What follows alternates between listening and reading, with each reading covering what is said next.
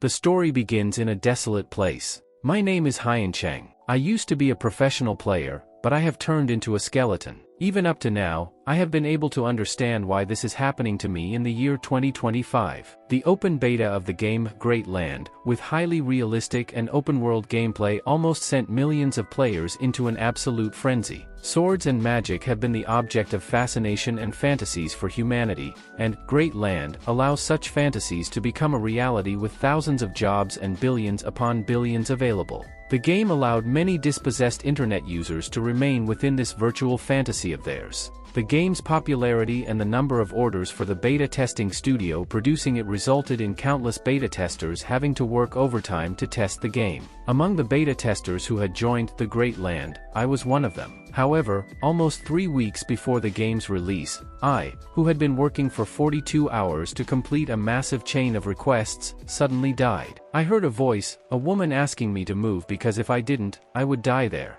I already understood what was happening, but I got distracted when I saw the attractive woman. I thought that was the heaven everyone goes to after death. But suddenly, a loud noise behind me caught my attention. When I turned to see what it was an elite zombie wolf. The woman told me that I had to stop it quickly, but I wondered if it wasn't the same zombie wolf found in the initial village of the Great Land. Now I understood it. This wasn't the heaven everyone goes to after death, it was the initial village of the Great Land in the Desert of Death. I had been reincarnated in that world. The woman told me again that if I didn't attack, both of us would die. But the protagonist wondered who she was. At that moment, the wolf moved to attack them, but he knew the weak point of the zombie wolves was in their necks. He had killed many during the beta test. Now, he took his sword and attacked the weak point, but when he did, his arms were torn apart. He wondered why. Immediately, the wolf sent him flying, and the protagonist wondered why he was so weak. When he saw his arm, he understood everything. He had been reincarnated as a beginner skeleton soldier. Apparently, his body was summoned by a beginner necromancer. As he tried to grab the sword, the wolf stepped on him like trash, and he wondered if everything was going to end like this. He became a professional. When he was younger and had won 2 championships, setting an incredible record in professional esports, he thought he was the main protagonist of the world. However, a car accident changed everything. The trauma caused by the car accident made his hands tremble incessantly, greatly reducing his gaming skills, thus ending his career as a professional player. In order to pay his massive medical bills and return the contract bond he had broken, he put aside his pride and became a beta tester for games, eventually dying like trash. But he didn't want that. He didn't want to die with so many regrets. He was determined not to die like that. If God gave him another chance, he was sure he would take control of his own destiny. A system window appears, indicating that the system had detected his intense desire to live, and the divine evolutionary system had been awakened. The purpose of this system is to help the user evolve endlessly to reach the pinnacle and become the strongest creature in this world. Due to the user's imminent death, a special health gift package was used, fully restoring his health. Now, he could defeat the level 1 zombie wolf with a single blow. He stands over the corpse and says he had done it. He had killed the level 1 zombie wolf. He remarks that his body wasn't as bad as he initially thought. The woman simply says, "Why was that skeleton so incredible?" Great Land is a game with extremely high degrees of freedom and realism, and because of this, there are endless possibilities with the game's mechanics. There is an extremely low probability that a player's summoned creature undergoes a mutation. An event like this is very rare, with a probability of 1 in a billion without exaggeration. Mutated summoned creatures can become a tremendous help to players on their journey to level up and defeat monsters. It was no longer a dream. The girl tells him that she already understood. She must be incredibly lucky to have found a mutation in her summoned creature. She was fascinated because by defeating the wolf, she obtained materials and equipment from all over, and with all that, she could make money. The protagonist throws a wolf head, and she says he killed another one so quickly that she couldn't even tell it was a summoned creature anymore. However, even though it's a mutated summoned creature, its summoning level is still 1. She finds it incredibly amazing. While the protagonist continues to kill wolves, he mentions that his body had already adapted to the skeleton form. Zombie wolves in the beginner zone were no longer a threat to his survival. It shouldn't be a problem. He says he didn't expect to be reborn in the recently launched world of the Great Asland in this way. Then the woman who summoned him must have been a player. But what surprised him even more was the system. It seemed that as long as he kept killing monsters or people, he could evolve. He wondered if improvement points were obtained by killing bosses. It sounded interesting, but even though he had participated in the beta, he had never heard anything like that. As a lower-level skeleton soldier, he wondered what would happen if he kept evolving. Then a system message appeared, notifying him that the host's evolution points had met the conditions for the next evolution. It asked if he wanted to use the 100 evolution points to evolve into a skeleton swordsman because he didn't have any other option. He wanted to see how the system could transform him from a low-level summoned creature into an unimaginable level. So, he began the evolution process and gained a 3-second evolution protection. His maximum health increased by 80%, as did his mana. All his attributes also increased by 80%. He received an exclusive weapon for the skeleton swordsman. He evolved to the second stage of skeleton swordsman. He hadn't expected a single evolution to provide such a significant improvement. With that, even without using tactics, he must have already surpassed players of his level as a summoned creature. If he were to be discovered by other players, he would definitely be seen as a heretic. However, he didn't want to invite trouble. Although trouble would find him sooner or later, he needed to become stronger. Unlike the top players, rankings, and guild members, as a solo player, he needed absolute strength to face 100 and survive. The system told him to acquire evolution points as soon as possible,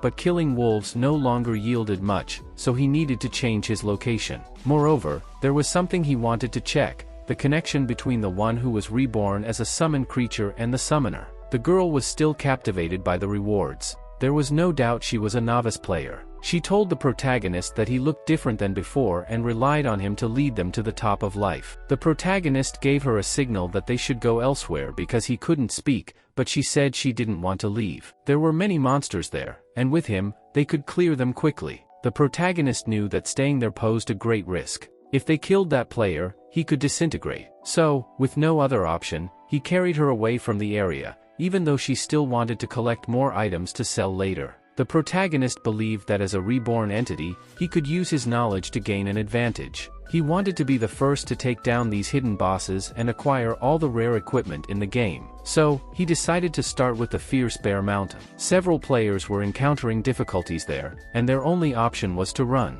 Just as the bear was about to finish off a player, someone approached from behind. The player initially thought it was one of their companions, but upon turning around, they saw the protagonist, which made them even more frightened. Following this encounter, the player met their demise, struck down by the protagonist, depleting their health. However, the level 7 Fierce Claw Bear still loomed. The protagonist remained steadfast, unmoving. The girl warned him of the danger and the futility of trying to defeat the bear, urging him to run, otherwise, they would lose the items they had gathered. It wasn't just one bear. There were more bears in the vicinity. However, the protagonist thought that it wasn't only more advantageous for monster farming, it also influenced the conditions for hidden boss appearances. The protagonist momentarily put the girl aside and realized they were surrounded. Frightened, the girl implored the protagonist to leave quickly. However, when least expected, the protagonist headed straight for one of the bears, grabbing the attention of several Fierce Claw Bears.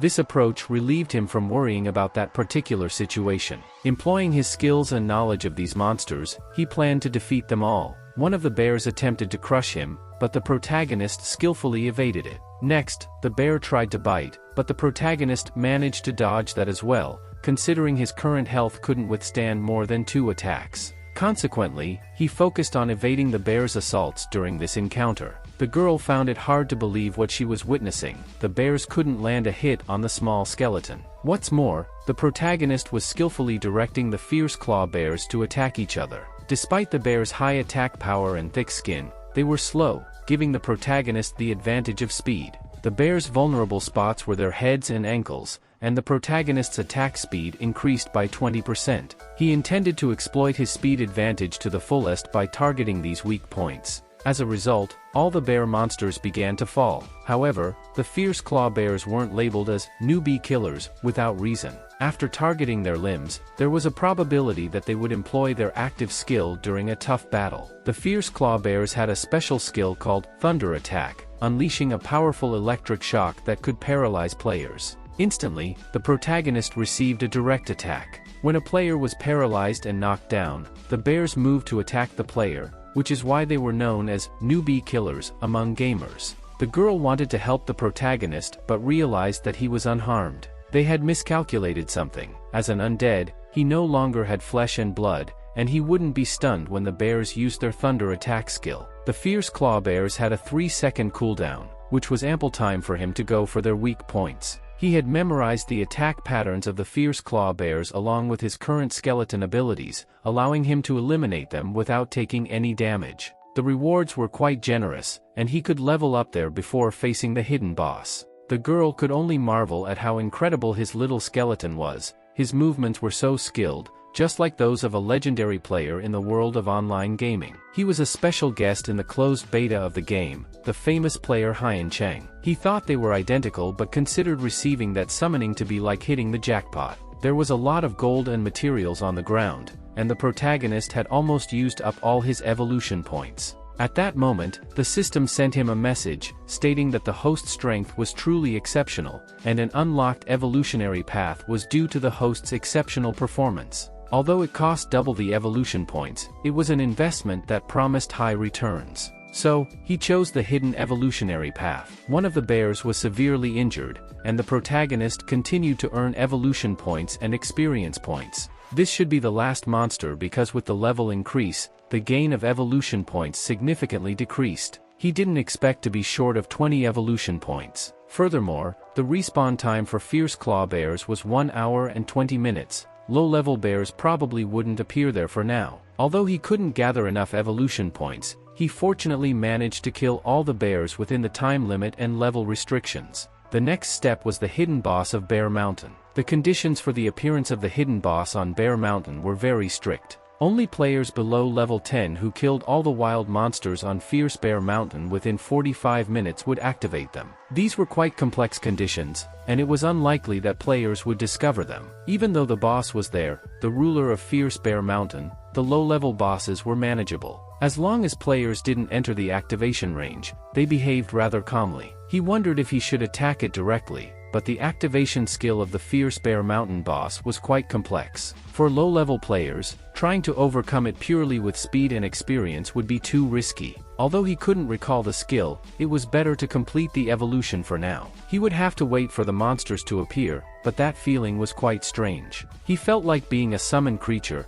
and he could sense the connection between the girl and himself. Since he was reborn as a summoned creature, it was as if something was connecting them. Just in case, he needed to find her first, even though the distance was great. He had a sense of knowing what she was doing, even without seeing her. When he found her, she was still looting the monsters. At that moment, he noticed several players arriving at the location. They concluded, based on the bear corpses, that someone had been there before them, killing all the bears. They wondered if it was the Fist sect members, but the bodies hadn't disappeared. That person couldn't have gone far. If they found that person, they wouldn't report it to the guild leader and could enjoy the rewards. So they set out to find the individual. While one of the guild players was searching among the corpses, he spotted the girl who had summoned the protagonist. She was still looting the corpses. He asked her where she came from and what she was doing in their guild's territory. At that moment, the other players were also arriving. She explained that she had come to find her summoned creature, as she had lost it.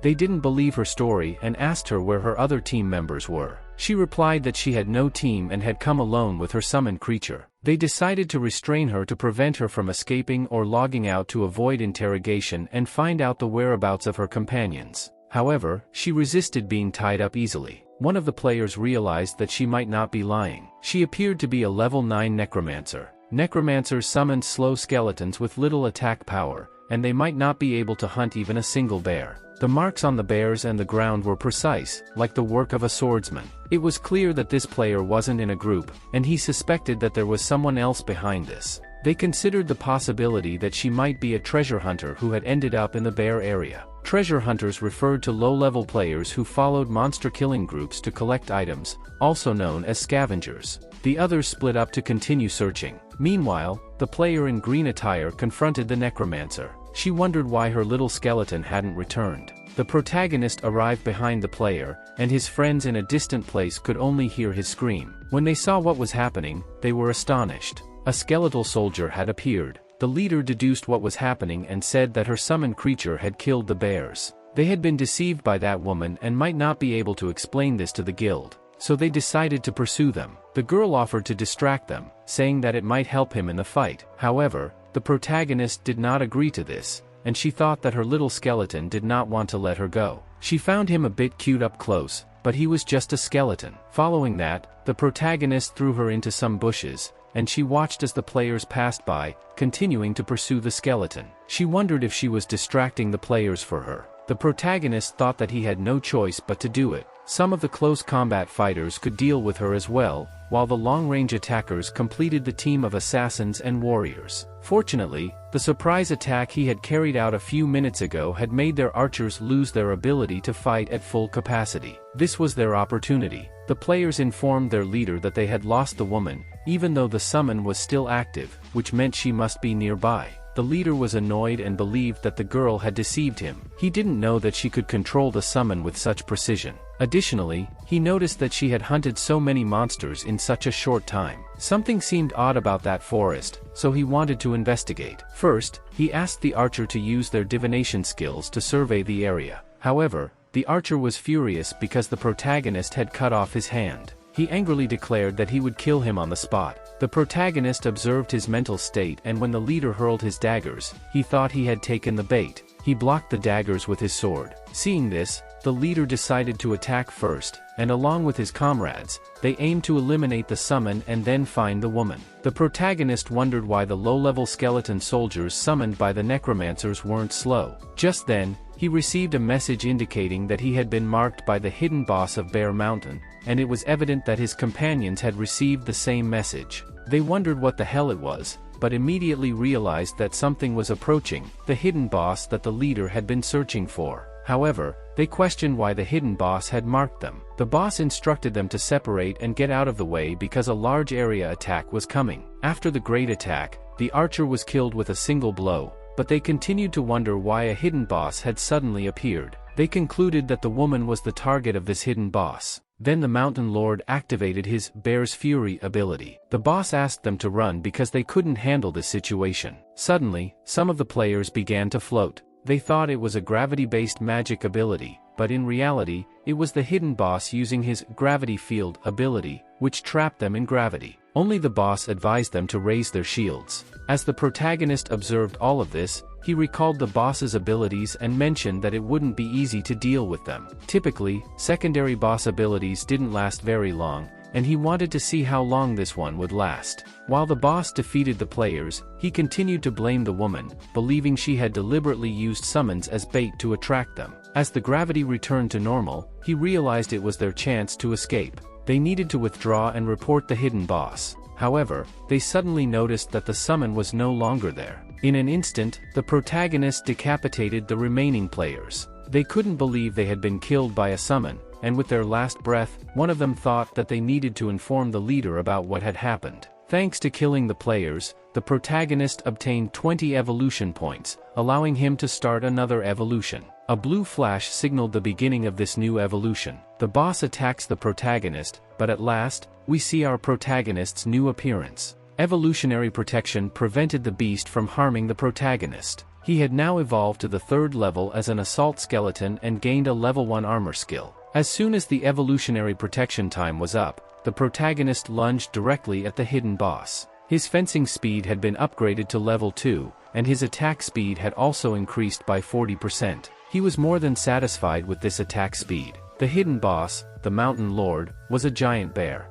Its weaknesses should be the joints and neck. Confident in his new form, he was ready to finish it off. The bear, annoyed, increased its attack speed. Although the evolution had been successful, the protagonist needed to be careful. However, the good news was that thanks to his new skill, he could fight from a distance. He shot directly into the monster's eye, and then the Mountain Lord activated the Gravity Field ability. The protagonist thought it had lowered the interference of the gravitational field. Once he was close, his movements would be greatly restricted. If it continued, he would be forced into close combat. In that case, it didn't matter if he shot anything, as it was a wide-range gravity spell that would also attract bone arrows. With this gravity, it was impossible for his bone arrows to miss. He first needed to blind the bear and then improve his attack with the gravitational attraction of the gravity field, attacking the bear's belly. Thanks to that, he managed to inflict significant damage. But once again, the Mountain Lord used the gravity field ability. The gravitational attraction had increased. It seemed to be a fight to the death. Unfortunately, he didn't have many bone arrows left.